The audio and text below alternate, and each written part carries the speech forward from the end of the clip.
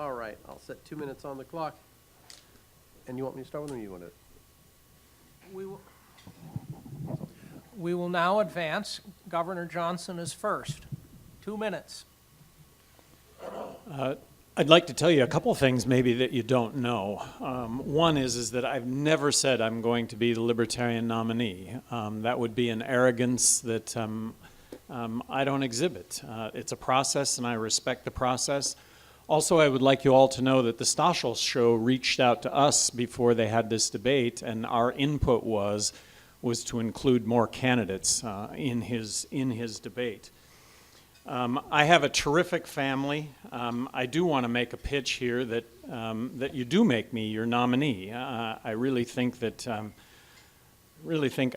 I could be president and would do a really good job. I've been an entrepreneur my entire life. I know what it is to make a payroll. I know what government regulations do. I know what it is to pay taxes. I'd never been involved in politics prior to getting elected governor of New Mexico. As governor of New Mexico, I made a name for myself vetoing legislation. I may have vetoed more legislation than the other 49 governors in the country combined. I ran 2 campaigns for governor where I did not mention my opponent in print, radio, or television. I think people want to vote for someone as opposed to not voting for somebody else. I tell the truth. I admit mistakes. I'm on time to a fault. I live my life by the golden rule, which is to do unto others as I would have others do unto me. Thank you. Next is Dr. Feldman. Good morning. I'm Dr. Mark Allen Feldman. I'm a physician, not a politician. I'm an anesthesiologist, so I'm used to putting people to sleep one at a time. I'd like to say that I also never said that Gary Johnson will be the nominee of the Libertarian Party. I have been a Libertarian, active in the Libertarian Party. Even though I am a physician, I was asked to run for Ohio Attorney General. I got 3% of the vote, over 100,000 votes in Ohio, which is more than my friends and family. Speaking of family, I would like to take just a few seconds. I have been recruiting an individual. She has not officially accepted, but I'm trying to recruit an individual to be a candidate for the Senate for the state of Florida. She is a Florida resident. I'd like my mother-in-law, Carol Balaga. Please stand up. Thank you very much. So my goal is to change politics as usual. I think that the time is ripe. I think that the people may be ready. Because my mother-in-law is here, I do have to change my comments somewhat. So I'll ask you for your indulgence. When I say, you'll hear me say that Hillary Clinton has integrity issues instead of calling her a damn liar. And I will refer to Donald Trump as an arrogant demagogue instead of a rich fucking asshole. Thank you. Mr. Perry. Hello, my name is Darrell W. Perry, and I represent the Libertarian wing of the Libertarian Party. A lot of you may have remembered a couple of years ago there was a fat guy that looked kind of like me that was one of your speakers at the 2014 state convention. I assure you that was me. I lost 140 pounds in the last year. So, the governor will talk about climbing Mount Everest. I've never done that, but I will say that I've done something a lot harder, and that's get back in shape from being a fat guy. Now, regarding positions and the presidential race, I think that it's time that the Libertarian Party again be the party of principle. That party that I joined in 1999 that proudly proclaimed the party of principle. And now the party calls itself socially tolerant, fiscally responsible, and a lot of times that allows people to sort of give watered down half measures of a message. If we want true freedom, then let's actually go with a candidate that will advocate true freedom. If you're in prison and you talk to your cellmate and say, let's escape prison, and they say, yeah, let's go to the prison yard. Well, that's not true freedom. That's a watered-down half measure. So what you need is somebody that says, no, we're actually going to escape prison. We're going to say that taxation is theft, that theft is wrong, and if I can't go to my neighbor's house and take their stuff, then nobody else can go to my neighbor's house and take their stuff, and nobody can come to my house and take my stuff. It doesn't matter if it's a gang of thieves or the federal government, but I repeat myself. Thank you.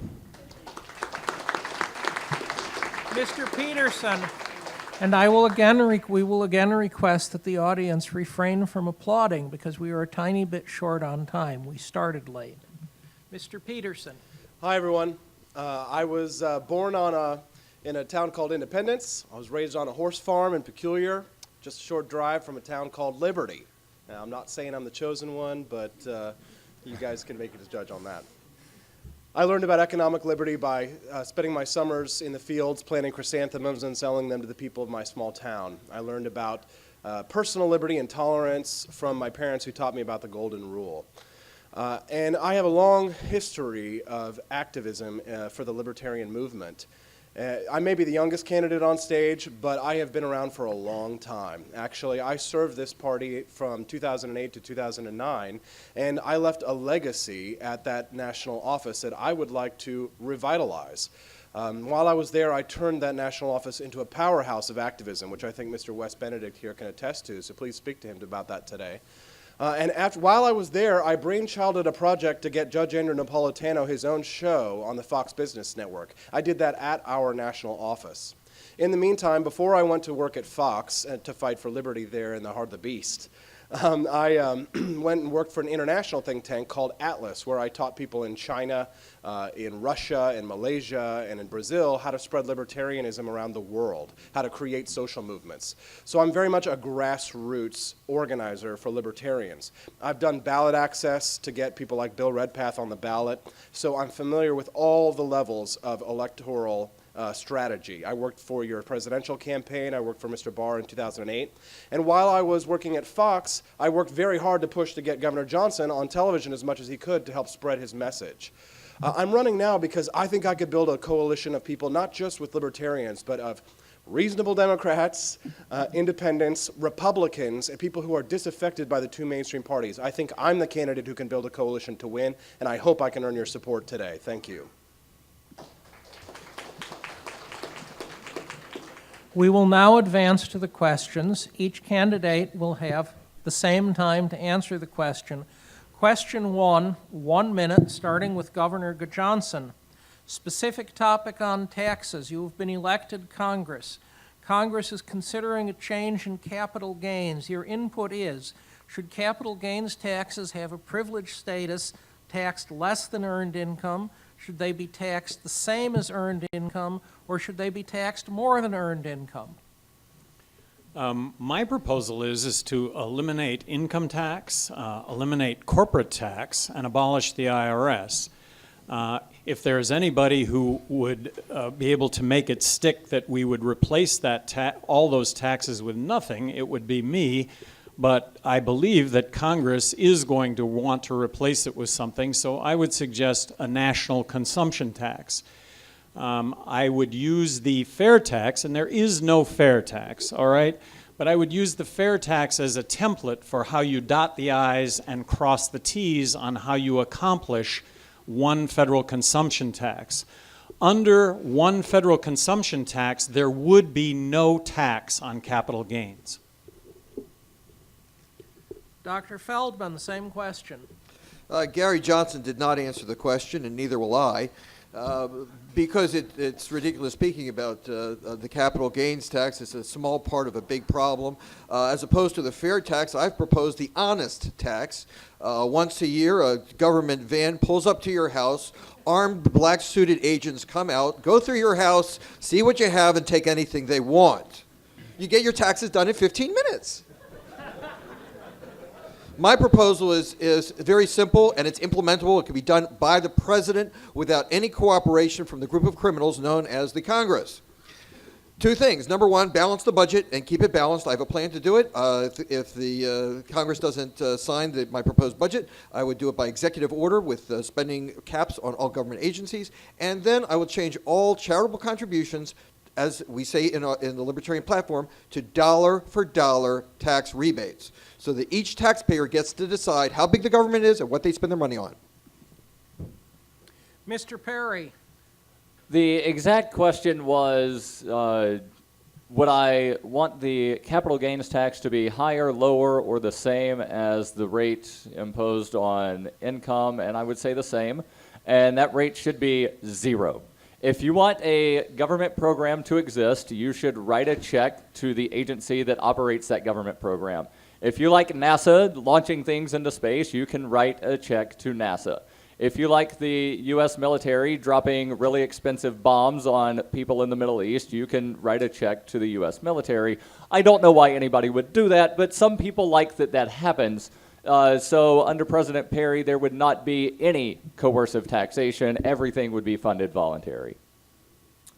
Mr. Peterson, same question. Yeah, I like what these gentlemen have to say. I have to agree with them. No, I don't want to increase capital gains taxes. We should not be increasing taxes on wealth.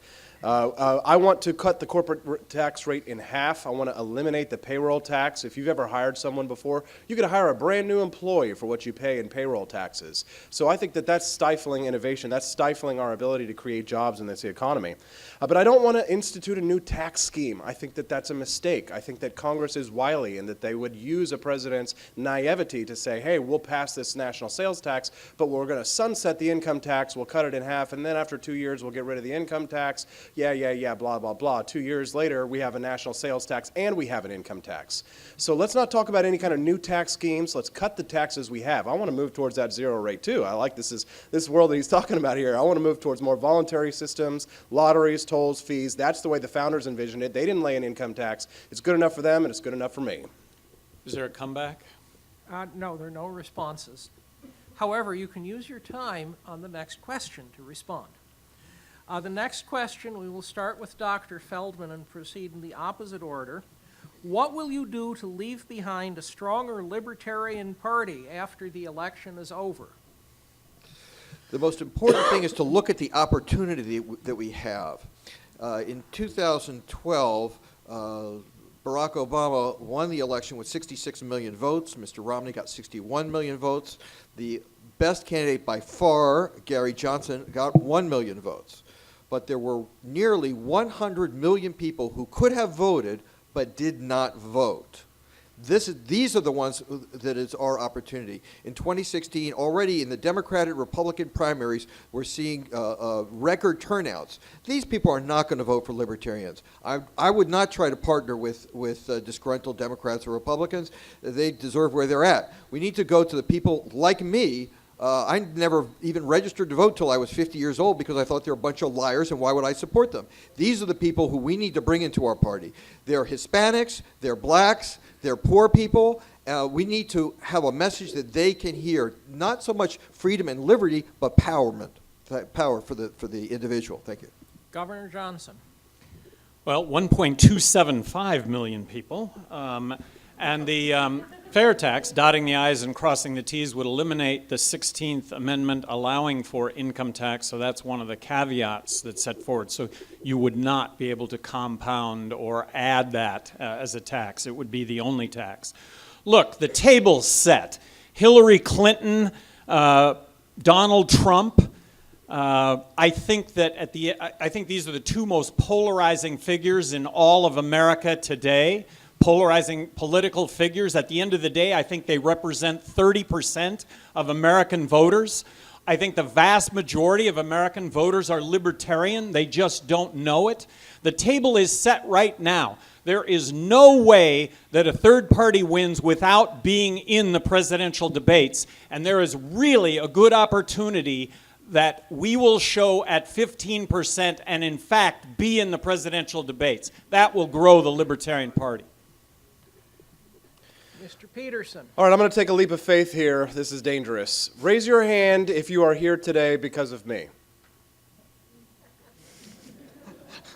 Look who's growing the party, ladies and gentlemen. That's right, the new blood. They're here. They're galvanized by the pure libertarian message that I preach, one of free market Austrian economics, one of ending the Federal Reserve System, one of cutting government and finding tactical ways to do so. I am building coalitions already. Every time a conservative or a Democrat tweets that they won't support the nominee, we get right back on them and we follow up with them and we set up meetings with them. So we are building a real national movement here. I am the true grassroots candidate because there is no special interest money flowing into me. The only special interest that I have is the libertarian movement, because there are hundreds and hundreds of people, minorities, single moms, who are behind my campaign. The demographics that we have fought for are behind me. Join my campaign. I want to take over the government so I can leave everyone alone. Mr. Perry. The way you grow the Libertarian Party is, well, quite frankly, making the Libertarian Party libertarian again.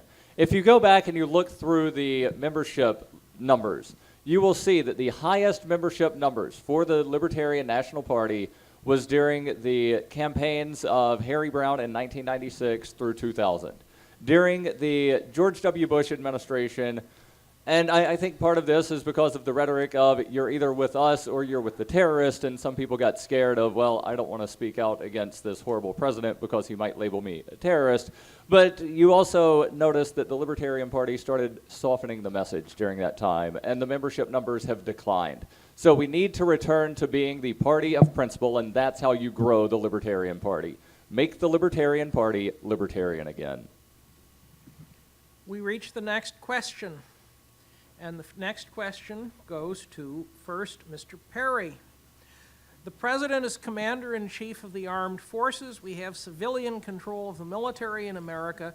Given your foreign policy plans, the world situation, and your tax proposals, what force structure do you recommend for our military? Number of divisions, carrier groups, air wings, new technology, drones, special forces. You have to recommend what our armed forces should be. Mr. Perry, you are first.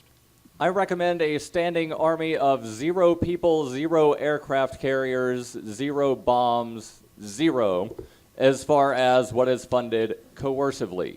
Now, if private citizens want to get together and fund some large, monstrous military to go do horrible things around the world, they should be allowed to do that, but it should not be funded using taxpayer funds.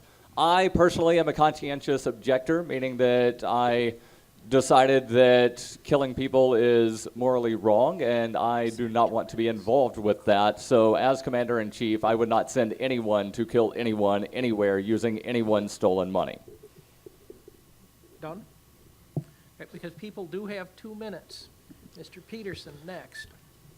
I have some very high-level military advisors who are advising me. These are people who worked in the Reagan administration. These are people who were kicked out when Obama took over because they were too libertarian. The aircraft carriers are inefficient for the type of warfare that we're fighting nowadays. The F-35 program, we've blown $1.5 trillion in this needless program. They can't even compete with the F-16s. We need an audit of the Pentagon. And I think that right now we could probably capture the hearts and minds of the American electorate if we were to talk about perhaps placing Mad Dog Mattis as the Secretary of Defense to sit over the audit of the Pentagon. Right now, I'm being advised by Lieutenant Colonel Anthony Schaefer, people like Michael Scheuer, the same people who advised Congressman Ron Paul to put together my defense strategy.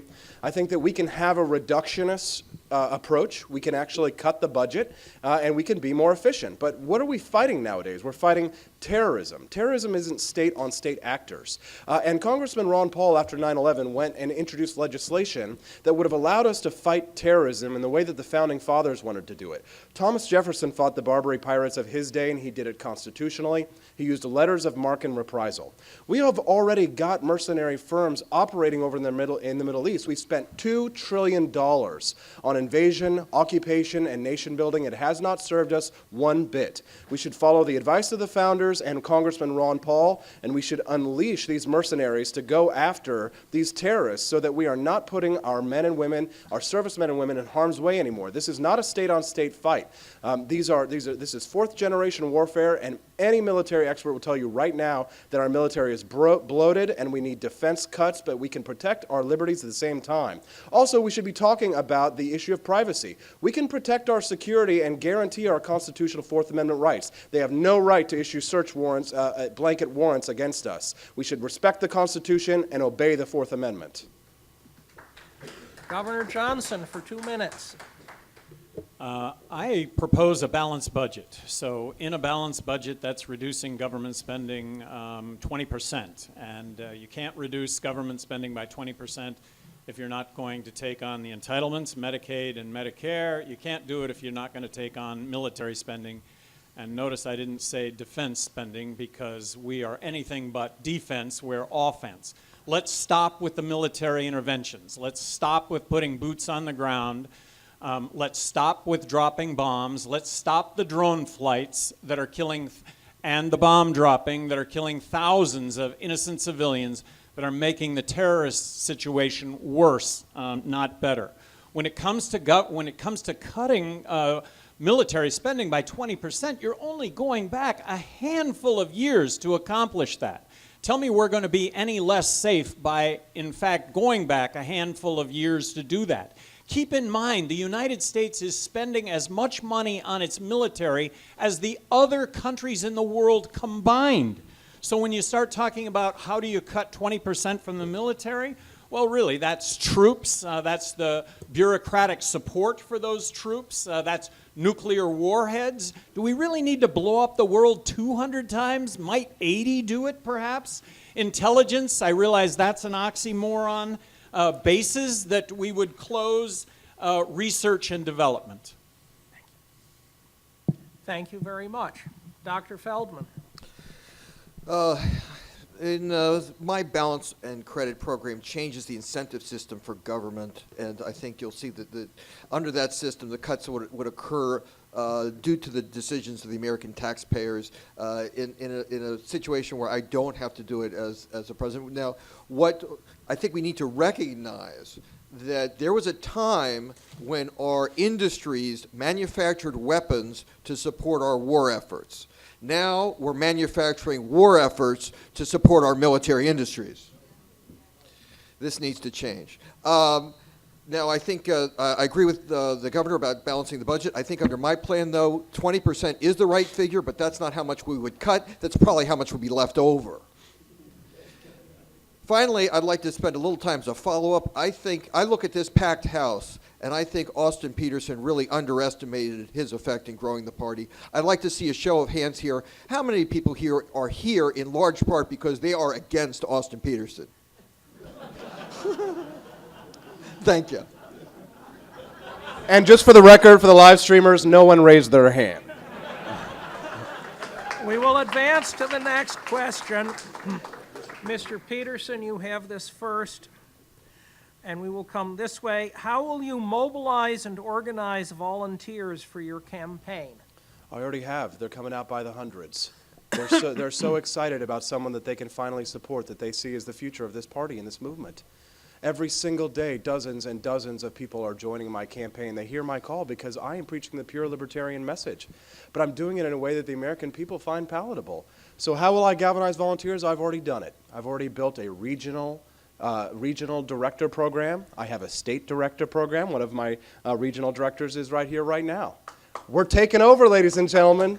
We'll see you in Orlando, so don't you worry about my volunteer program because I've been grassroots before grassroots was grassroots. I've built this party, and I'll do it again. Mr. Perry. Dr. Phillies, you may remember several months ago in Massachusetts when I said that I wanted to run my own campaign by myself because I have trust issues of getting people to actually do what they say they're going to do.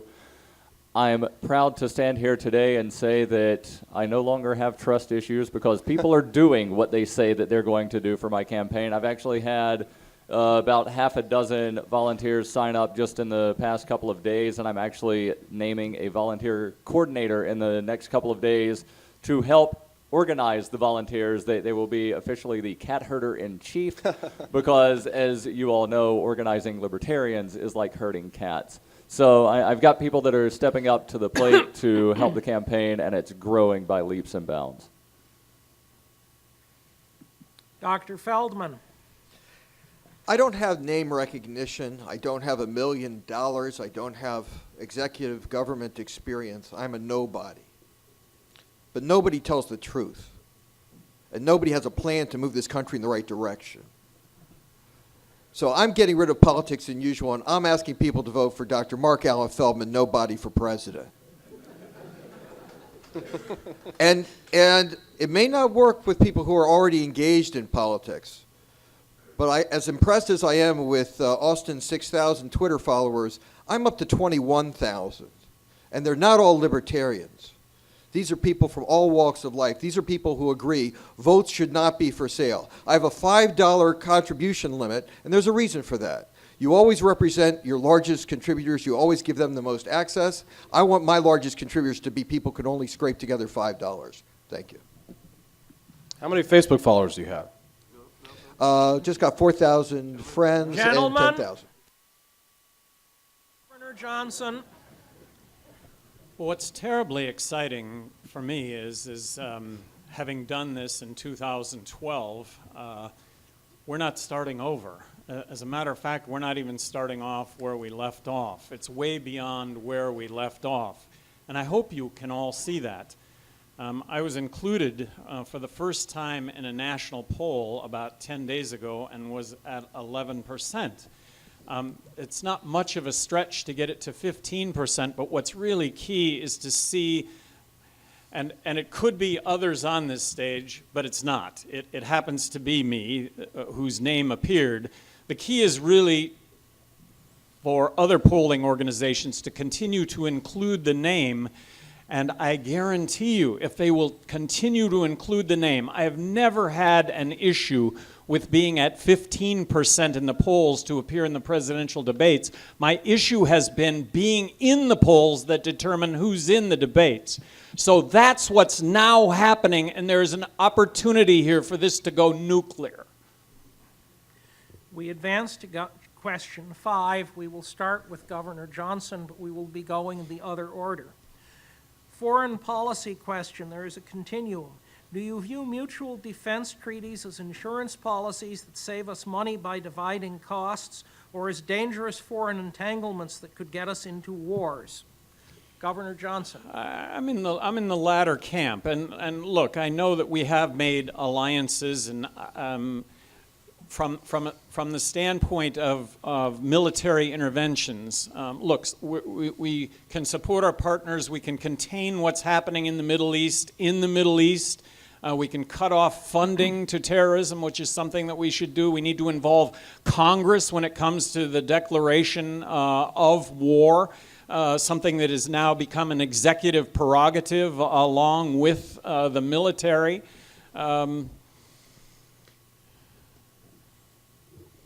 That's it? Well, We're good. Go through the question here. I've got 18 seconds left. Mutual defense treaties. Mutual, good or bad? right. I mean, we do find ourselves in these entanglements that really bind us, I think, to these military actions, and I would do everything I can to extricate ourselves from these entangling alliances that have us continuing to do the same thing over and over, expecting different results. Mr. Peterson, 1 minute. Of course, the president does not have the authority to unilaterally get us out of many of these agreements, but I think it is very dangerous when we commit ourselves to war to defend some of these countries in Eastern Europe. I mean, no one wants to see another World War II, but are we always going to be forever obligated to defend Poland? I think the United States needs to start looking internally. The Cold War is over, and it's time for us to get off of this Cold War footing. We've got a new world now. There is no more other superpower. There's no Russian bear. There's no Chinese dragon. There's only the United States. Why? Because we are poised to become the world's leading energy producer. And we are going to be completely self-sufficient. We aren't even going to be needing to buy Saudi oil in the next 10 years with the natural gas boom and hopefully with the technological advances. So I think it's time for us to talk to Congress about renegotiating some of these treaties. No more is the battle between John Maynard Keynes and Karl Marx. Now the battle should be internally amongst the states as the founders envisioned between Friedrich Hayek and John Maynard Keynes. Mr. Perry, same question. If you think that the United States federal government always keeps their treaties, find a Native American and ask them about that. So what I would urge Congress to do is to find a way to get the United States out of all of these treaties. And I will quote Thomas Jefferson. I don't often quote the founding fathers, but every now and then they did say something that makes a whole lot of sense. Thomas Jefferson said, "Peace, friendship, and commerce with all nations, entangling alliances with none." Dr. Feldman, 1 minute. I saved some time because Darrell gave my Thomas Jefferson quote. Now, just as an example, especially here in South Florida, I am a supporter of Israel, a deep, heartfelt supporter of the state of Israel. I support Israel, though, with my credit card and my checkbook, my sister who lives there. The amount of U.S. foreign military aid and other aid that goes to Israel should be zero. It should come from the American people, not the American government. We should end all foreign aid, and Israel is a great place to start. Next question, beginning with Dr. Feldman. Two of you have somewhat different proposals for raising money for your campaign, and you will have to adjust the question appropriately. Nonetheless, a reasonable estimate is that the Libertarian general election campaign will raise $1 or $1.5 million, or maybe a bit more. How much of that will you spend on back office operations and so forth, and how much will you invest in yard signs, bumper stickers, electronic and broadcast media, newspapers? Dr. Feldman. As people know, the Vote's Not for Sale program, I only accept a maximum donation of $5. So I'm actually looking at having success is only going to be through large scale. Bernie Sanders has gotten over, I believe, 30 million donations with an average of about $60. I think that if our message resonates with the people, we're not going to win because of yard signs. We're going to win because of principles and integrity and a message that makes sense to people and that will bring the non-voters into this party.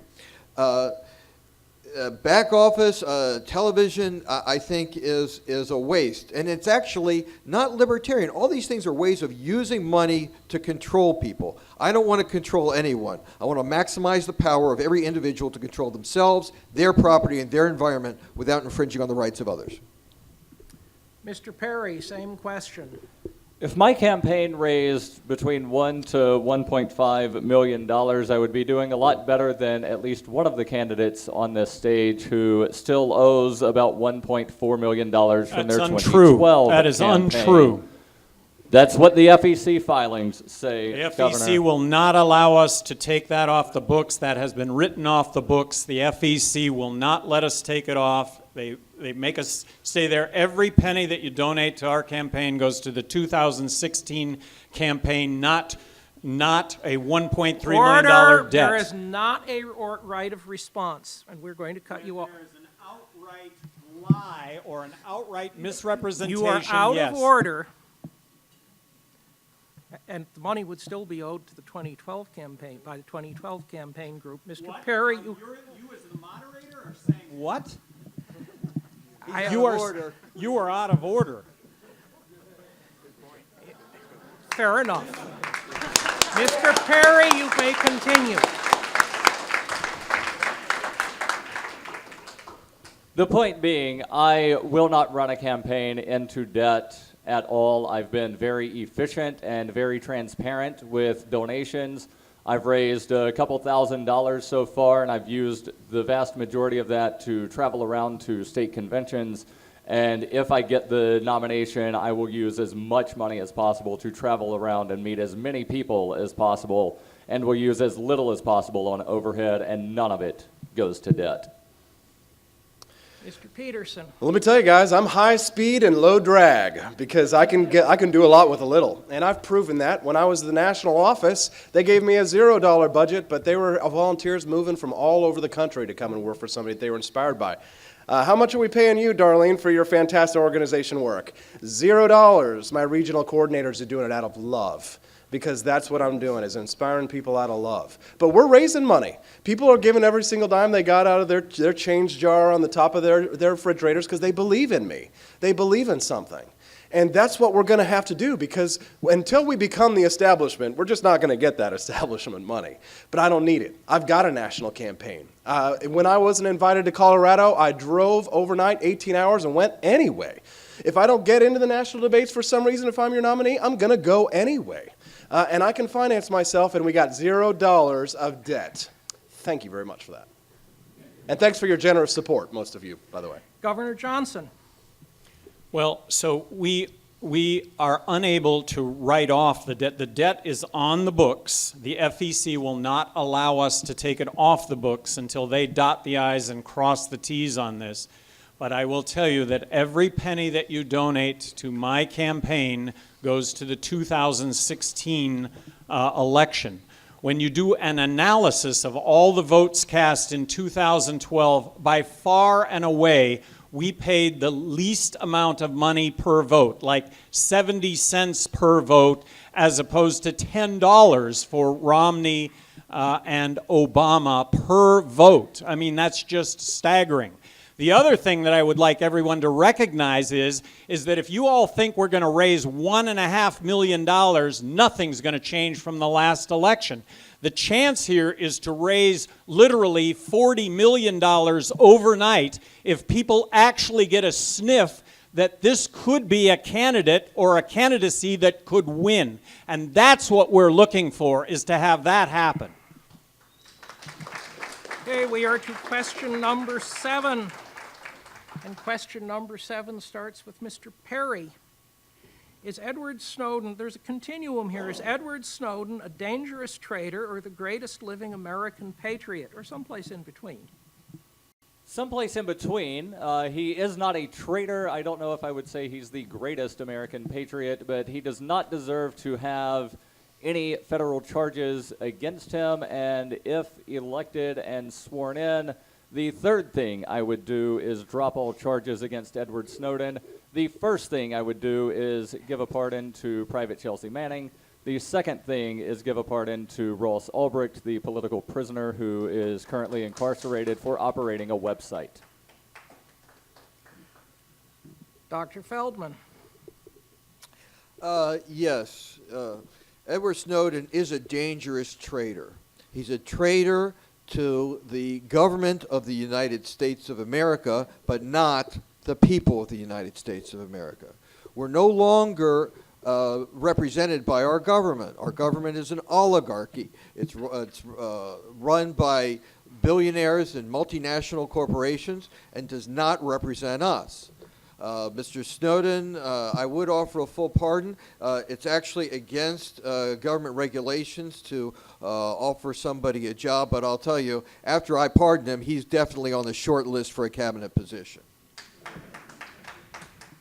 Governor Johnson. I've always thought that Edward Snowden is a patriot. And if you haven't seen the documentary Citizen 4, which won the Academy Award for Best Documentary, I recommend that you see it. It's a documentary about Edward Snowden and his disclosures, and I was so moved by the fact that his concern was not him, that it was the information that was being released. He was so concerned that none of this be attention directed at him. He predicted ahead of time that attention would be directed at him, that he would be made the scapegoat. He had plotted all this out. He had seen this ahead of time. and I just came away from watching this Citizen4, and I would just ask you all to do the same. I think we could all, if everybody in the country watched that documentary, Edward Snowden would be welcomed back with open arms by everyone. Let's get one thing straight. Americans deserve to know if their rights are being violated. And we had every right to know that the government was spying on us and initiating this warrantless wiretapping program. So for that, I commend Mr. Snowden. However, nobody looks at Benedict Arnold giving plans to the British and says Benedict Arnold was a hero. The problem is that the government is now accusing him of selling American secrets to the Chinese or to the Russians as an exchange for safe travel. So the reality is that none of us know what we would do because we don't have access to the classified briefings that the president will have upon taking the oath of office. So we have to understand the law. And I would absolutely consider a pardon of Edward Snowden if it was found out that he did not exchange our national security secrets for his own safe passage, because that's not what heroes do. We absolutely deserve to know that they were abrogating our civil rights and our Fourth Amendment rights, and considering a pardon for Mr. Snowden would be one of the first things that I would do on taking my oath of office, but I would do so according to the law and fairness. We now advance to question 8. Question 8 goes first to Mr. Peterson. We will be proceeding this way across the stage. Cruz and Clinton, or whoever, we don't know yet, will spend $1 billion each on their campaigns. How do you propose to compete? Well, look at me. I'm just this young punk kid with an iPhone, and here I am a front runner for a national campaign. So how will I compete? The same way that I've been competing with these other front runners. I use technology. I've got the best campaign strategy in terms of social media and interactivity. Some of my competitors have far larger networks online, but my people show up and they show out. So the reality is that there will be a total shift, a sea change, once the nominees have been chosen. So if it's Cruz or if it's Trump, depending on how those candidates are selected, my media strategy will change. We've got to be fast. We've got to move according to how technology moves, and that's what I offer to you. I'm able to do outreach across a broad swath of Americans. I have some of the best demographics you've ever seen, women and minorities. These are the people who are going to go out there and spread the message, because it won't just be the party of old white guys anymore. We're going to have a diverse party, and that's what's going to galvanize Americans, and I'll do it through technology. Humble apologies, but I denied Governor Johnson the chance to speak next. He gets to speak next. First of all, it's $2 billion on each side these days. And at the heart of this discrepancy, at the heart of the unfairness in this country is the Presidential Debate Commission. I'm suing the Presidential Debate Commission. I'm suing the Presidential Debate Commission. Bruce Fein has filed the lawsuit. Bruce Fein's claim to fame is that he brought Nixon down in Watergate. In his next sentence, he will tell you that this presidential debate lawsuit is the biggest thing that he has done in his entire life, that it has the opportunity of changing politics in America. When you can't appear on stage in the Super Bowl of politics, essentially you cannot compete. And so we are suing on antitrust legislation. The notion that Democrats and Republicans collude with one another to exclude everybody else. They sign documents to that effect. We think that the discovery phase of this lawsuit will provide national insight into this unfairness. Dr. Feldman.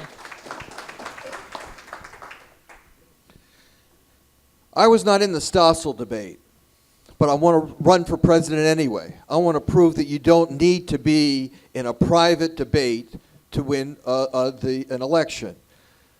It's a question of control. Do we want to control the media, or do we want to have the media control us?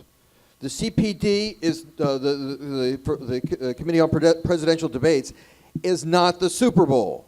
It's Celebrity Apprentice. If they don't want to have us on there, that's their problem. I plan to have if nominated, I think that the what the fuck response from the media will cause a demand that we be heard.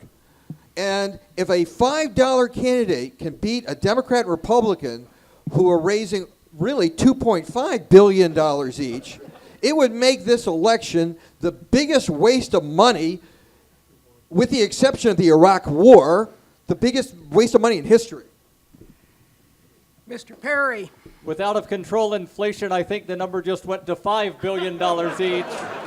But it doesn't really matter because I'm a very efficient man. I get more media during the middle of the week than most of the people on this stage combined because I'm one of the hosts of a nationally syndicated radio show that's broadcast on nearly 170 radio stations coast to coast and internationally via satellite. So talking about the debates, I recall back in 2004, there was two candidates that actually wound up getting arrested because they were not invited to the debates, but they got tickets and they tried to show up anyway, and then they were told, you're trespassing. I would do the exact same thing. I would follow in the footsteps of Libertarian Party presidential candidate Michael Bednarik from 2004, get a ticket, show up anyway, and make them drag me away. That would get some media. We have now done 2 complete rounds, so let us pause for a second and give all of our wonderful candidates the applause they have all justly earned.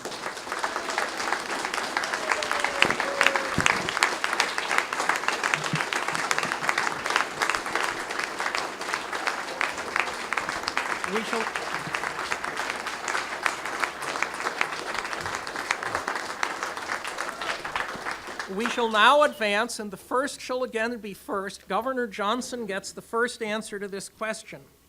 There is in America a new political movement in defense of the most fundamental civil liberty, I think most of us will agree on this, the right not to be killed at random by your government.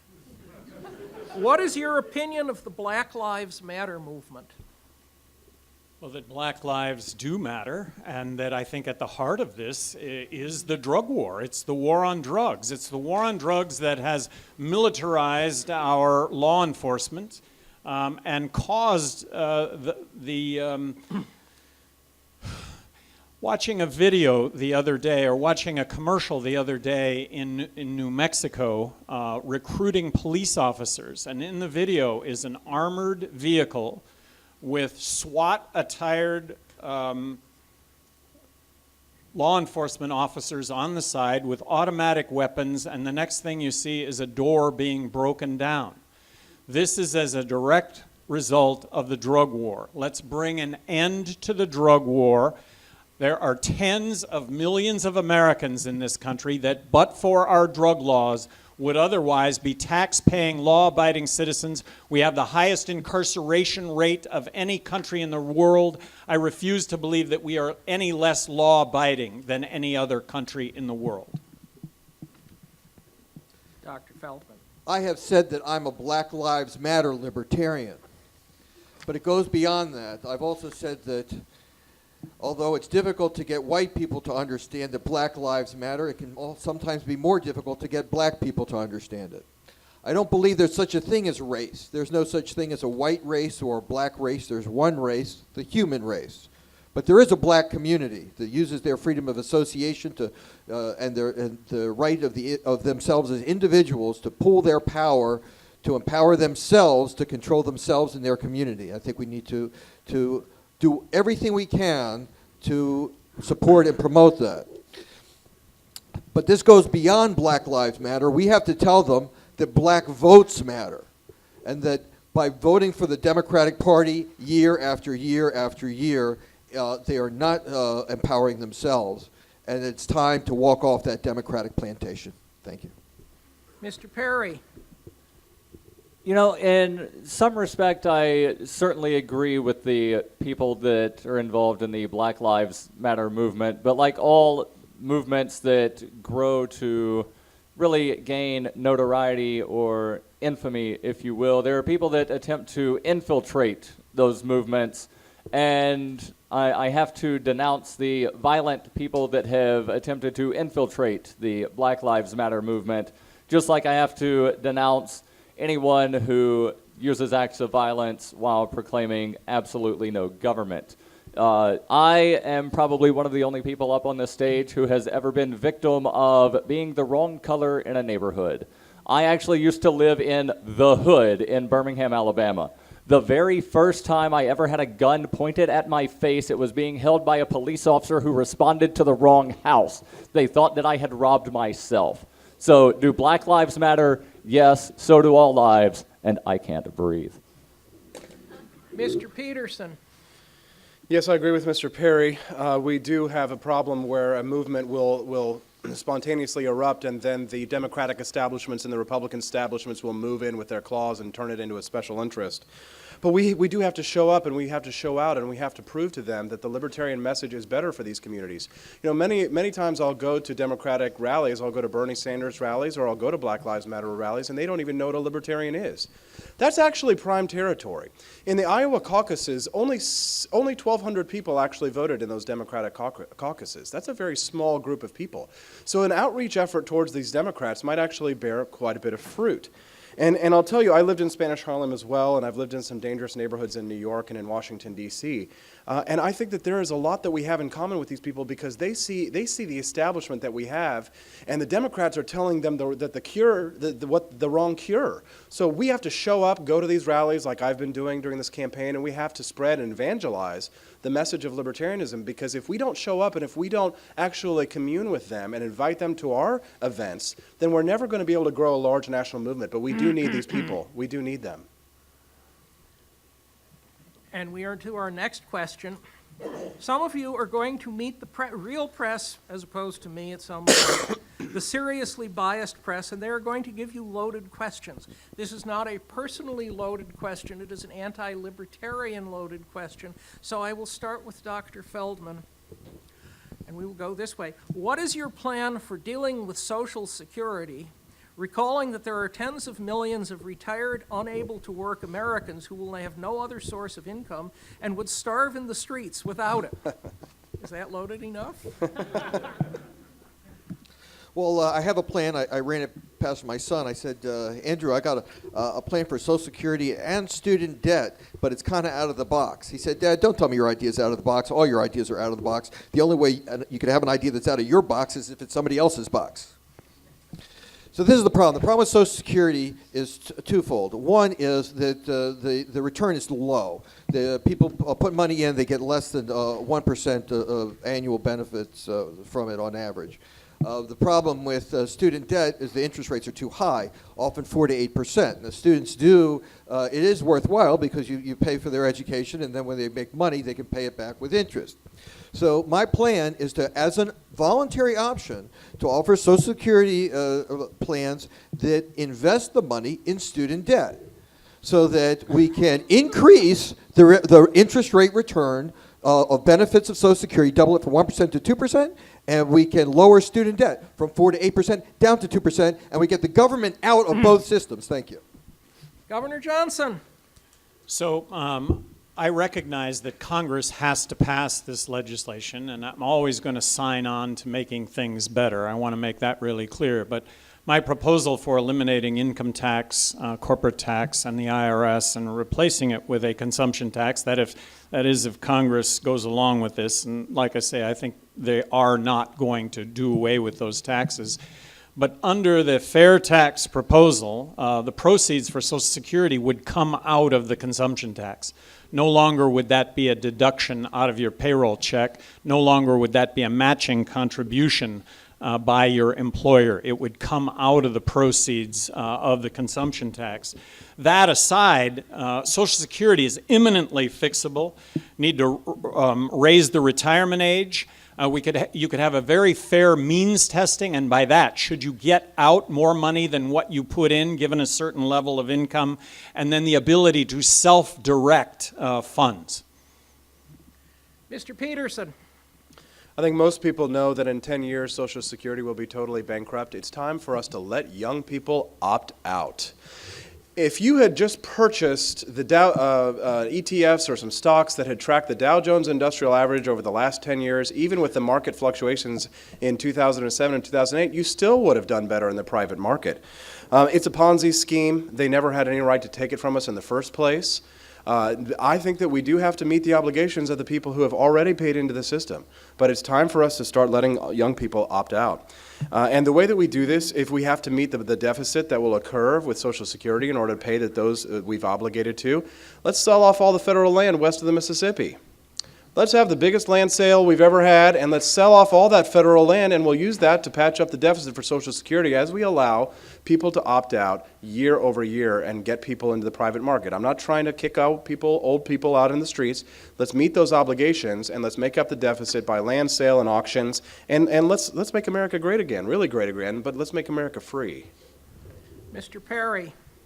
I do not support Mr. Peterson's opt-out of Social Security because I think that it should be opt-in. Everything should be completely voluntary, and in order for it to be voluntary, you must opt in, not be given an option to opt out, and then they hide the opt-out on page 37, and you never look at it because it's written in like 3-point font, like one of these 7,000-page end-user license agreements that nobody ever reads, that some company actually put in theirs that they take ownership of your soul. So it should be completely opt-in, not opt-out, and it should be completely voluntary. If you want to fund Grandma, go ahead, fund Grandma, but I'm not going to steal your money to do it.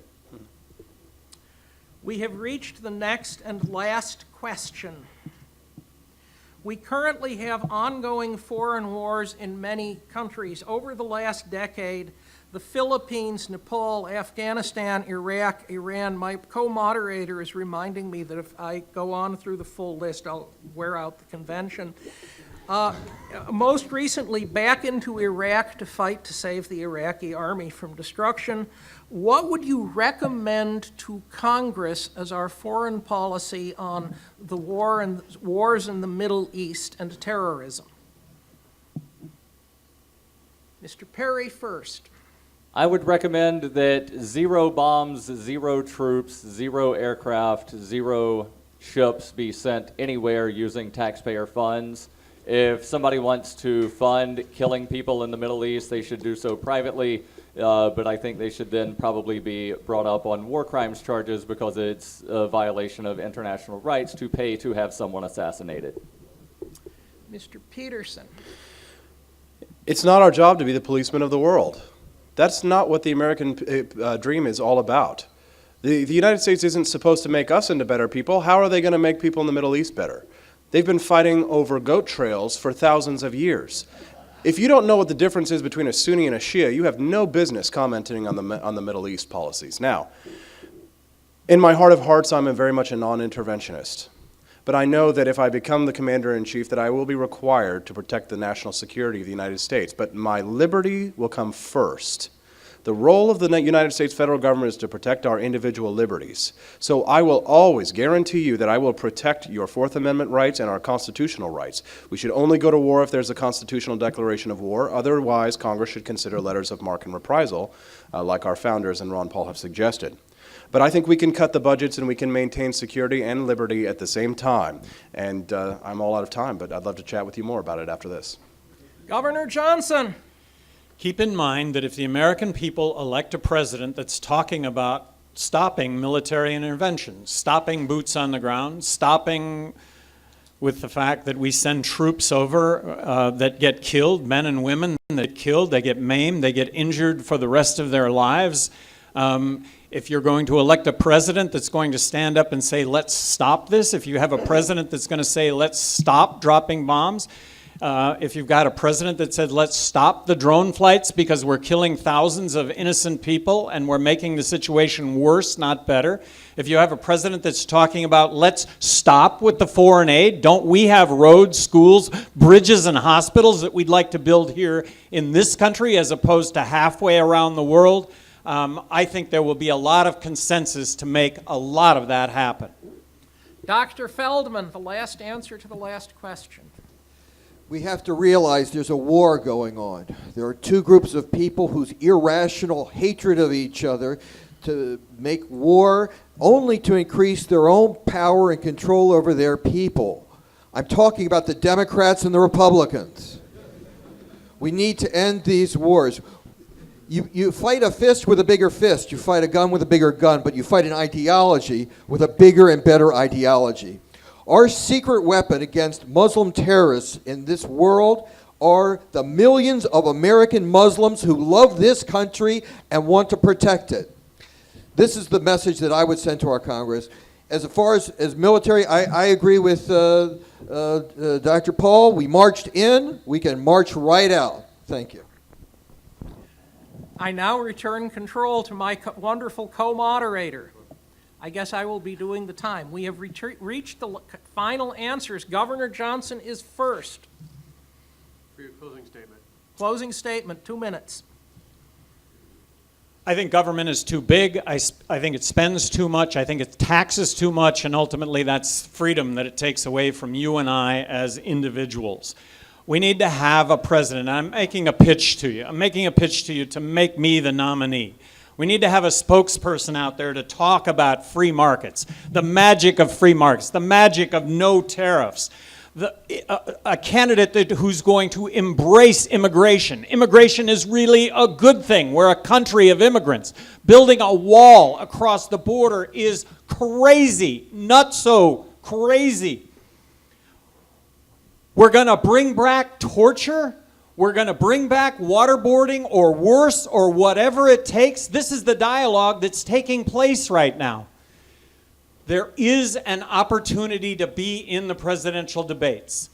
There is no way that a third-party candidate wins without being in the presidential debates. It's just a fact. I am suing the Presidential Debate Commission. I think there is the opportunity to see that happen. But on top of that, there is the very real possibility of being at 15% in the polls, which is the criteria that the Presidential Debate Commission has set forth to be in the presidential debates. The key is being in these polls going forward. Right now, that is happening. It's happening. It's terribly exciting. We should be terribly excited about this. The opportunity to really show people that, in fact, they are libertarian. Just give them a chance.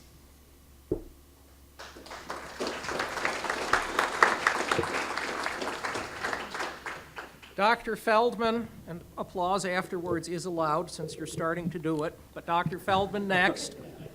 Very libertarian. We're going to do it. They're going to do it anyway. So, so there are these 100 million people. They've not been voting. We have to reach them, and we're not going to reach them by talking. It's not that because they hear us, they agree with us, but they don't believe us. So we have to find new ways to send the message. And I'm going to try poetry.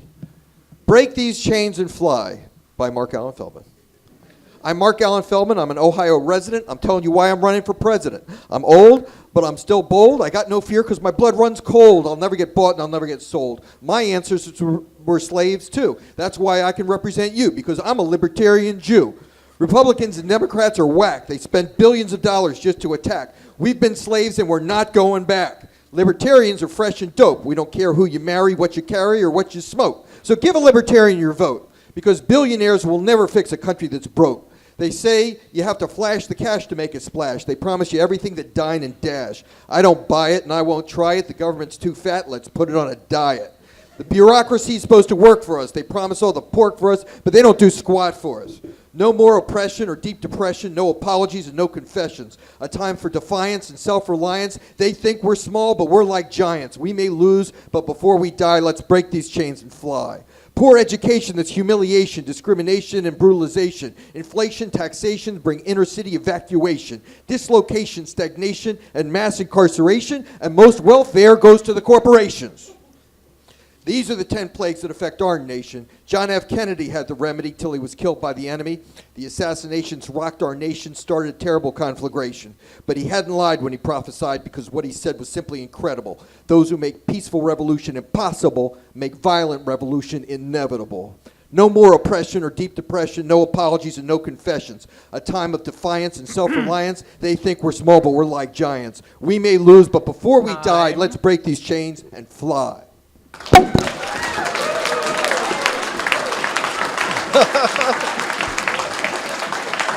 I think he needed a beat.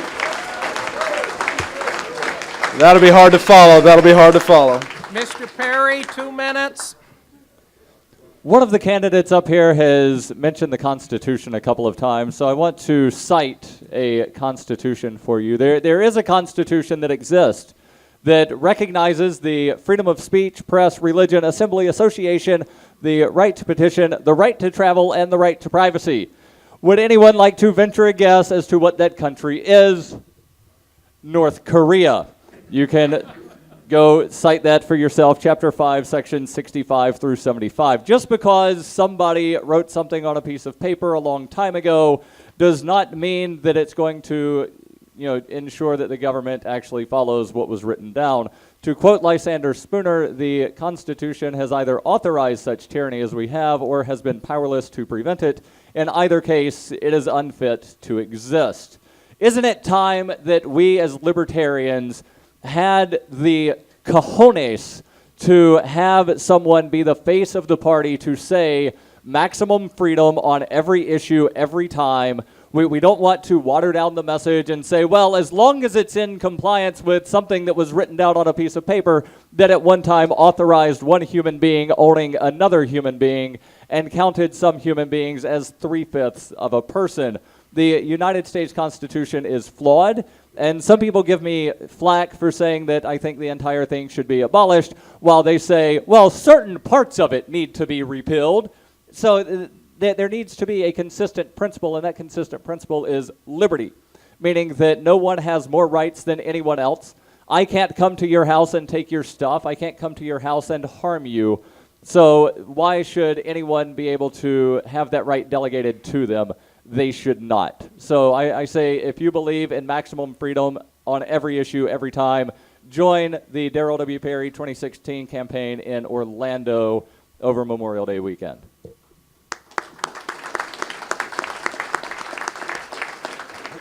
Mr. Peterson. All right, well, let me just be real with you. I'm so much more than the man that you see up here on the stage today, because it's not just about me. It's about us and what we're all trying to accomplish collectively. We are a group of individuals who are all unified in one purpose, which is to advance libertarianism, free markets, economic liberty, and personal liberty. The reason why I think that I'm the best candidate to push this message to the American people is because the true liberty message unites us. It doesn't divide us. Because our traditions and our culture is one of liberty. I will remind the American people about what it says on the Statue of Liberty. I will remind them of the founding documents and about the Bill of Rights and about the separation of powers. There are so many young people flocking to my campaign. Little boys and little girls show up and they say, Austin, we saw you in your pirate outfit the other day. What is this letter of marque? And if you want a truly principled campaign that is also electorally sound, but also educational and lays the groundwork for the future, I am the spearhead of the movement. The grassroots are behind me. I hope that you will join me in my campaign to take over the government and leave everyone alone, and I'll see you in Orlando. Thank you.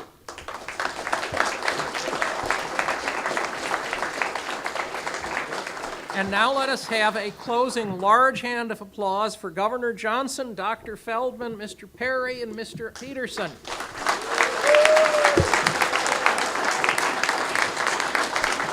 Well done, Mayor.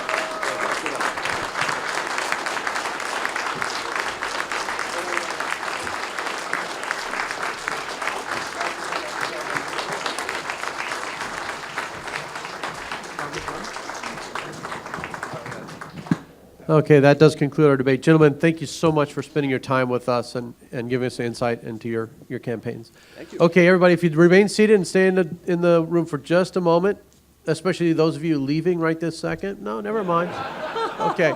If you're a delegate and you want to participate, it has to say delegate on your badge, and you want to participate, go straight to the back wall. We have a voting section set up there. They'll give you your token, and you drop it in the box of the candidate of your choice. Mr. Witt should be back there handing those out. Are you back there, Joe? Yeah. All right, everybody. Have fun.